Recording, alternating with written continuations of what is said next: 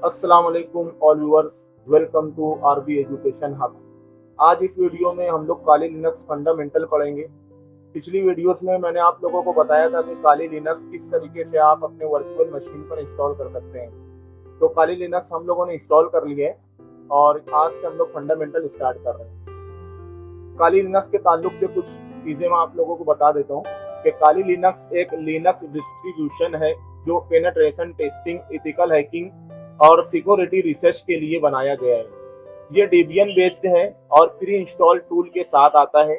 Open source है, मतलब free to use और कस्टमाइज है। लिनक्स और काली लिनक्स का डिफरेंस समझो। लिनक्स जनरल पर्पस ओएस है और काली लिनक्स सिक्योरिटी टेस्टिंग और हैकिंग के लिए ऑप्टिमाइज ओएस है। Tool categories, information gathering, vulnerability analysis और exploitation, password attack, wireless attack extra. Terminal एक टेक्स्ट बेस्ड इंटरफेस है जहां हम कमांड टाइप करके ओएस को कंट्रोल करते हैं। जीयूआई से ज्यादा पावरफुल और फास्ट है। लिनक्स में बेस शेल कॉमन है, काली लिनक्स में बाय डिफॉल्ट होता है। और इसकी डायरेक्टरीज है, आप देखेंगे यहाँ पर जो फॉरवर्ड स्लैश बना हुआ है, इसका मतलब होता है ये रूट डायरेक्टरी है। और होम जो है ये यूजर डायरेक्टरीज है। Etc configuration files, user software and binaries, इसके अंदर जो सॉफ्टवेयर इंस्टॉल होते हैं वो यूजर नाम के फोल्डर में होते हैं। वार नाम का जो डायरेक्टरी है इसमें लॉग्स एंड वेरिएबल डाटा और टीएमपी में टेम्परेरी फाइल। और ये कुछ कमांड है जिसे हम लोग यूज करें। ls है, pwd है, ये सारी कमांड हम लोग यूज करें। अभी मैं यहाँ पे काली लिनक्स को ओपन कर लेता हूँ। इसका जो पासवर्ड होता है वो काली होता है, यूजर नेम भी इसका काली होता है। देखिए ये इसका इंटरफेस है काली लिनक्स का। यहाँ पे सबसे पहले आप देखेंगे यहाँ पे लिखा हुआ 1, 2, 3 और 4। ये असल में आपका डेस्कटॉप होता है एक तरीके से। जैसे यहाँ पर मैं 1 पर अगर कोई चीज ओपन करता हूँ, मान लो मैं टर्मिनल ओपन करता हूँ और मुझे अब ये टर्मिनल भी ओपन रहना चाहिए और मुझे डेस्कटॉप पे एक नया डेस्कटॉप चालू करना है, कुछ करना है। जैसे यहाँ पे मैं आप लोगों को बताता हूँ, मिसाल तौर पे इफ कॉन्फिग की कमांड लिखता हूँ और आप लोगों को मैं बताता हूँ कि मेरा आईपी एड्रेस है ना, ये आईपी एड्रेस है। और मुझे अभी आप लोगों को कोई दूसरी चीज बताना है, जैसे एन मैप को रन करवाना है या कुछ, तो मैं इसे बंद भी नहीं करना चाहता, तो मैं यहाँ पर 2 पे क्लिक करूंगा तो मुझे एक नया डेस्कटॉप मिल जाएगा जो कि बिल्कुल फ्रेश है। अब यहाँ पर मैं टर्मिनल ओपन करता हूँ तो यहाँ पे देखेंगे एक नया टर्मिनल ओपन हुआ है, वो टर्मिनल यहाँ पर ओपन है ऑलरेडी। तो इस तरीके से आप 4 डेस्कटॉप यूज कर पाते हो अगर आपको यूज करना है तो।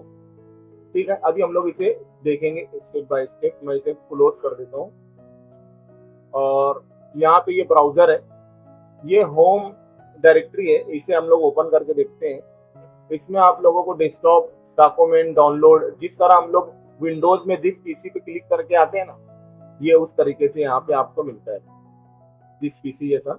और यहाँ पर आपको फाइल सिस्टम मिलते हैं। फाइल सिस्टम ये समझ लो कि सी ड्राइव है जिसके अंदर आपको सिस्टम की फाइल मिलती है। ये सब हम लोग देखेंगे अभी आगे, है ना। ये ट्रश है, रिसाइकल बिन, कोई भी चीज हम लोग डिलीट करते हैं तो वो इसमें आ जाती है।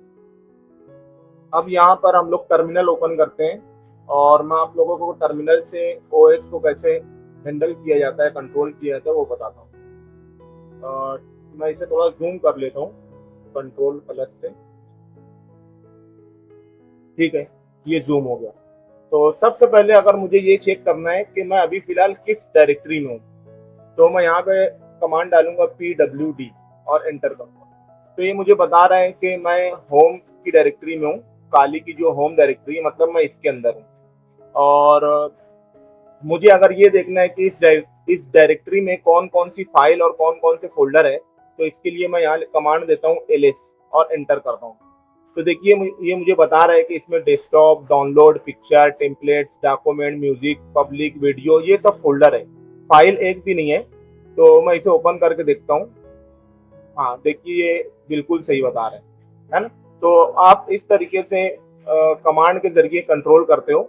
अब मुझे यहाँ पर अगर कोई डायरेक्टरी चेंज करना है, जैसे मुझे डेस्कटॉप पर आना है, तो मैं कमांड के जरिए यहाँ पे कमांड डालूंगा cd और यहाँ पे लिखूंगा डेस्कटॉप। ये देखिए CD डेस्कटॉप, और यहाँ पे मैं एंटर कर देता हूँ। तो देखिए यहाँ पर मैं डेस्कटॉप पर आ चुका हूँ। और उसी तरीके से अगर मुझे देखना है कि डेस्कटॉप पर क्या क्या है, तो मैं यहाँ पे कमांड डालता हूँ ls और एंटर करता हूँ। तो ये बता रहा है कि डेस्कटॉप पर एक फोल्डर है RB नाम का। अगर मुझे उस फोल्डर के अंदर जाना है या फिर मुझे यहाँ पर कोई फोल्डर और एक क्रिएट करना है, तो मैं यहाँ पे लिखूंगा MKDIR और यहाँ पे फोल्डर का नाम लिख दूंगा RB2। तो यहाँ पे एंटर करते ही यहाँ पे देखिए एक फोल्डर और बन चुका है RB2 करके। अब RB2 करके अब मुझे अगर इस फोल्डर के अंदर जाना है, तो मैं यहाँ पे लिखूंगा CD और फोल्डर का नाम RB और एंटर कर दूंगा। तो मैं अभी RB नाम के फोल्डर में आ चुका हूँ। और अगर मैं यहाँ पे ls लिखता हूँ ये देखने के लिए कि इस फोल्डर के अंदर क्या है, तो मैं एंटर करूंगा। तो यहाँ पे देखिए ये कुछ भी नहीं बता रहा है, मतलब इस फोल्डर के अंदर कुछ भी नहीं है। देखिए ओपन करके देख लेते हैं जी, ये फोल्डर खाली है। ठीक है, अब मैं यहाँ पे थोड़ा क्लियर कर देता हूँ। ये सारा क्लियर हो गया।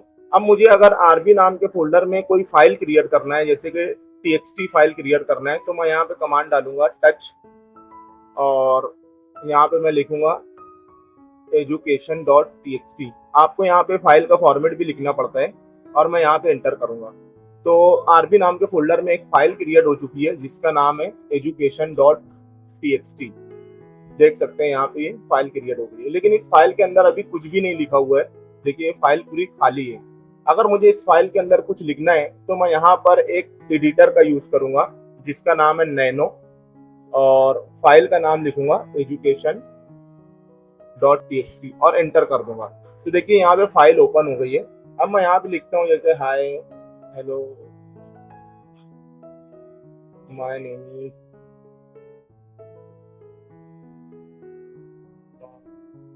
जो भी मैं यहाँ पे लिख देता हूँ। ठीक है, और इस फाइल को मैं सेव कर लेता हूँ। Ctrl+X दबाता हूँ, Y प्रेस करता हूँ और एंटर करता हूँ। तो ये फाइल जो है, तो इसके अंदर मैंने जो लिखा है वो सेव हो चुका है।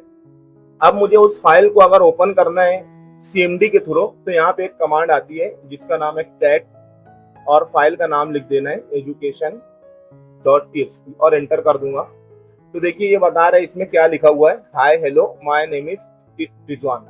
तो इस तरीके से। और अगर मुझे इस फाइल को डिलीट करना है, तो यहाँ पे कमांड आती है rm और इस फाइल का नाम लिख दूंगा मैं education.txt इस तरीके से, और मैं एंटर प्रेस कर दूंगा। तो ये फाइल डिलीट हो चुकी है। अगर आप देखेंगे यहाँ पे ls करके, तो देखिए ये फाइल यहाँ पर नहीं बता रहा है, मतलब ये फाइल डिलीट हो चुकी है। और अभी मैं फिलहाल RB नाम के फोल्डर में हूँ।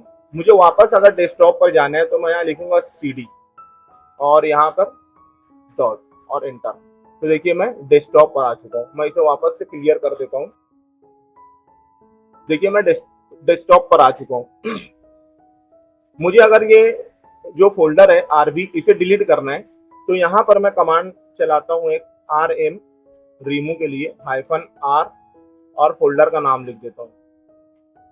फोल्डर का नाम मैं लिखता हूँ RB और एंटर प्रेस कर देता हूँ। तो देखिए यहाँ से RB नाम का फोल्डर डिलीट हो चुका है। इसी तरीके से अगर मुझे RB2 को भी डिलीट करना है, तो मैं वही कमांड चलाऊंगा rm -r और RB2 और एंटर कर दूंगा। ये फोल्डर भी यहाँ से डिलीट हो चुका है। तो इस तरीके से हम लोग किसी भी फाइल को क्रिएट कर सकते हैं, उसमें टेक्स्ट लिख सकते हैं और फोल्डर क्रिएट कर सकते हैं, उसे रिमूव कर सकते हैं। तो इस वीडियो में इतना ही। नेक्स्ट वीडियो में हम लोग और भी फंडामेंटल सीखेंगे लिनक्स, काली लिनक्स के। तो इस वीडियो में इतना ही, फिर मिलेंगे। अल्लाह।